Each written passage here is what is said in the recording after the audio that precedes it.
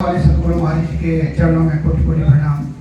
हमारे बीच में मत्स्यवाद से महात्मा जी है, उनके चरणों में कोटि कोटि वंदन। भाई जी के चरणों में कोटि कोटि वंदन। इस सब परिवार को जिन्होंने आज ये संगम रखा है सत्संग का, उनको सभी को बहुत बहुत बधाई। और प्यारी प्यारी संगत को मेरा प्यार भरा जय सच्चिदानंद जी। जैसे थोड़ा शांति का दान दे सारे और ध्यान से सुने। जैसे तुलसी बाबा जी ने कहा है कि बिना सत्संग विवेक न हुई, राम कृपा बिना सुलभ न सोई। तो आज ये जो घड़ियां आपको मिली हैं, एक तो नवरात्र हैं और दूसरा कि महात्मा जी काफी लोगों के साथ, महात्माओं के साथ यहाँ आए हैं। तो कहते हैं कि जब किसी भी गृहस्थ में या घर में महात्मा लोग आते हैं तो वो भूमि शुद्ध हो जाती हैं। और जब सत्संग होता है तो आपका विवेक जागृत होता है और साथ में जो इसके पुण्य बनते हैं वो असली कमाई है। बाकी संसार की कमाई में बड़े बड़े मकान, बड़े बड़े कोठियां, बड़ी बड़ी गाड़ियां, ये सब यहीं रहेंगे। हमारे साथ कौन सी कमाई जाएगी?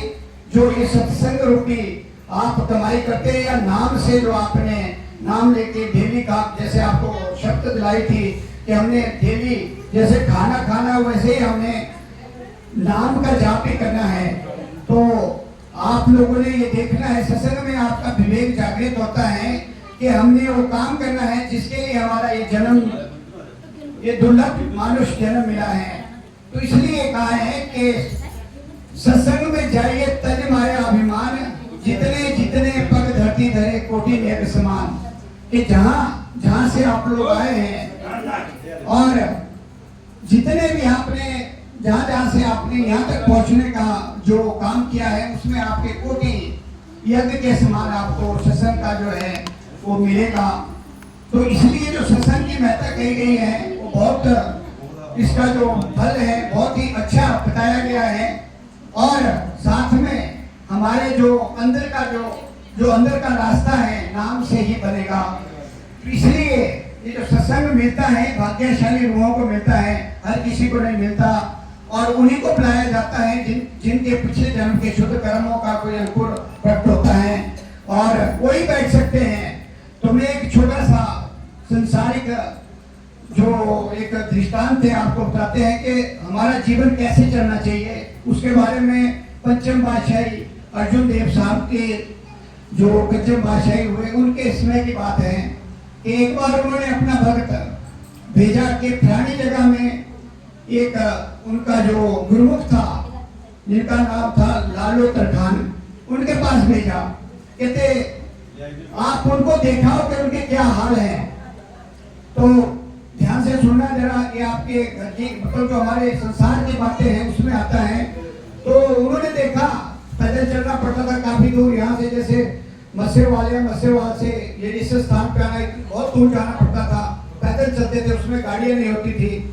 तो जब वो पहुंचा तो उन्होंने देखा कि लालो तरखान जी क्या कर रहे थे कि एक सीढ़ी बना रहे थे जो हमारे लास्ट में जब कोई मरता है उसके लिए बनाई जाती है। क्या बोलते हैं आपके, हमारे सीढ़ बोलते हैं उसको, अर्थी बनाई जा रही थी। वो बैठे साइड में बैठ गए और देखते रहे उनको। वो अपने काम में मस्त थे।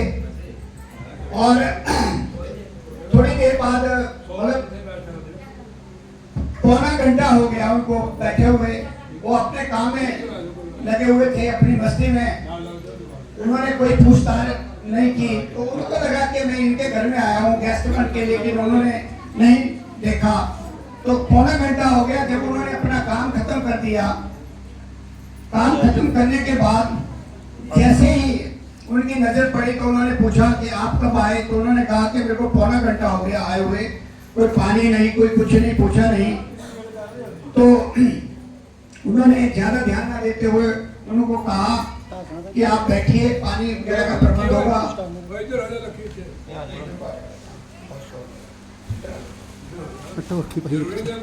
बोलिए जयकारा, बोल मेरे श्री सतगुरु महाराज की।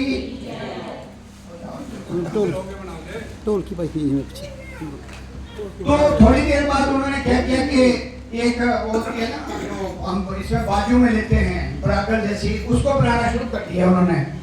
उनकी तरफ कोई ध्यान नहीं दिया। उन्होंने कहा कि मैं फलानी जगह से आया हूँ, गुरु महाराज ने हमें भेजा है और आपके बारे में पूछा है। तो होता क्या है कि वो उसके जो बराबर बनानी शुरू कर देते हैं। तो थोड़ी देर बाद जब वो काम खत्म हो जाता है तो वो जो भेजे थे बच्ची उनसे उन्होंने कहा कि आप ये किसके लिए बना रहे हो, जो अर्थी बनाई और बराबर किसके लिए बना रहे हो। तो उन्होंने कहा लालू प्रकाश जी ने कि थोड़ी देर में मेरे लड़के की शादी है और जब शादी से ब्याह कर वापिस आएगा तो उसकी मौत हो जाएगी रास्ते में, मैं उसकी तैयारी कर रहा हूँ, उसके लिए मैंने अर्थी बनाई है। और फिर पूछा कि बराबर किसको बना रहे हैं, कि मेरी पत्नी ऊपर है, ऊपर क्या नाम है छत पे है, जैसे ही वो बात सुनेंगे वो नीचे गिरेंगी और उसके लिए इसकी जरूरत पड़ेगी, उसके लिए बना रहा हूँ। तो परेशान हो गया जो बताया था वहाँ से जो भेजा गया था। उन्होंने पूछा जब आपको सारा पता है तो आप उस जो मौत आ रही है उसको क्यों नहीं, मतलब उसको टाल क्यों नहीं सकते। तो बात चलती रही उनके आपस में। तो उन्होंने कहा कि ये जो प्रकृति का नियम है, जो हमारा हिसाब किताब है जैसे हमारे इस संसार में, वो पहले निश्चित है। जब हम माँ के पेट में होते तब हमारा लिख दिया जाता है कि कहाँ जन्म होगा, क्या आपको प्रोफेशन मिलेगा, क्या आप करेंगे, कैसे आपकी दशा होगी, कैसे आपके बच्चे होंगे, ये सारा निश्चित है। और कुछ हम क्रियावान कर्मों से उसको बदल सकते हैं।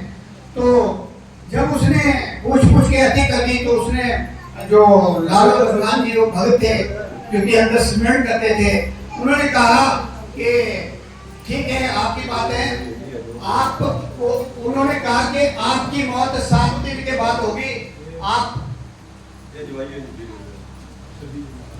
अपने लिए प्रबंध करो। जैसे उन्होंने कहा कि आपने क्यों नहीं किया, तो उन्होंने कहा कि आप जाइए और 7 दिन बाद आपकी मौत निश्चित है। और उस जगह में उन्होंने एक जैसे पहले बताया कि इस पेड़ में आपकी जो है फांसी की सजा होगी 7 दिन के बाद। तो वो बहुत डर गया।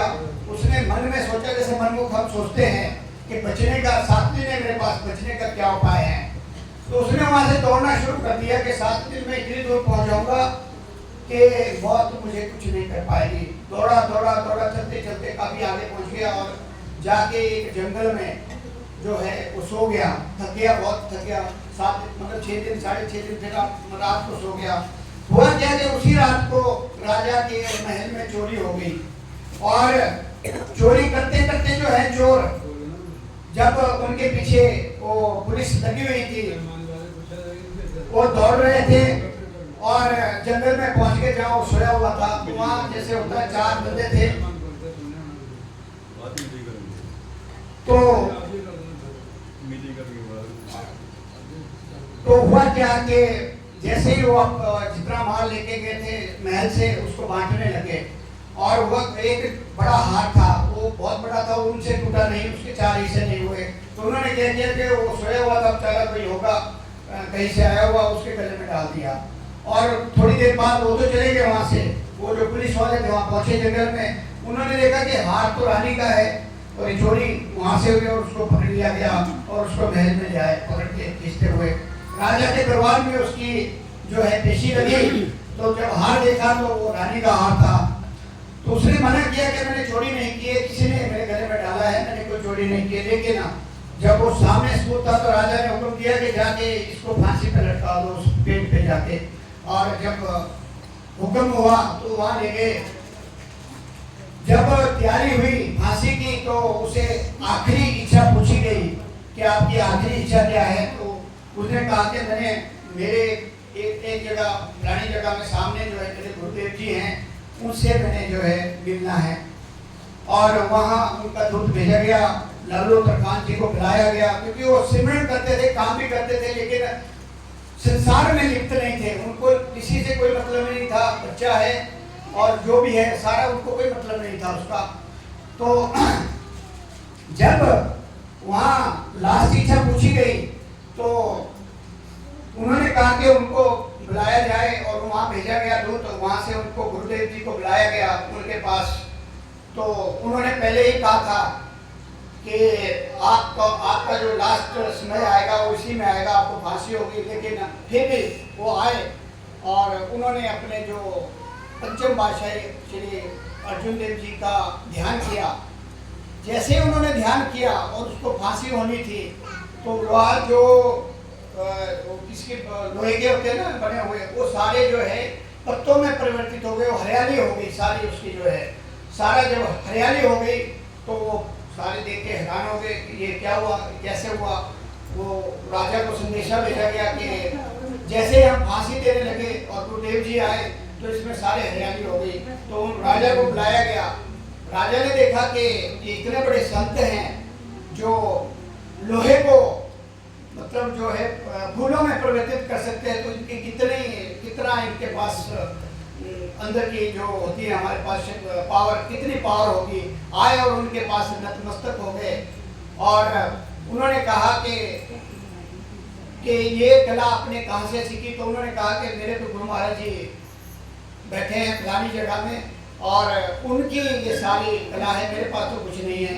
इस प्रकार फिर जब राजा को पता लगा तो राजा के साथ वो जिसको फांसी हुई थी वो भी जो भक्त भेजे थे वो भी साथ तीनों चल के गुरु महाराज जी के पास उनके स्थान पे पहुंचे और उन राजा भी साथ था, उनको प्रणाम किया और उनकी जो पावर को जान करके उन्होंने जो तप जप किया हुआ है उसको जानकर उन्होंने नामदान का वहाँ से जो नामदान लिया और सारी जो प्रजा थी उस समय वो सारी जो है राजा ने उसको भी मतलब जो है तार दिया अपने साथ।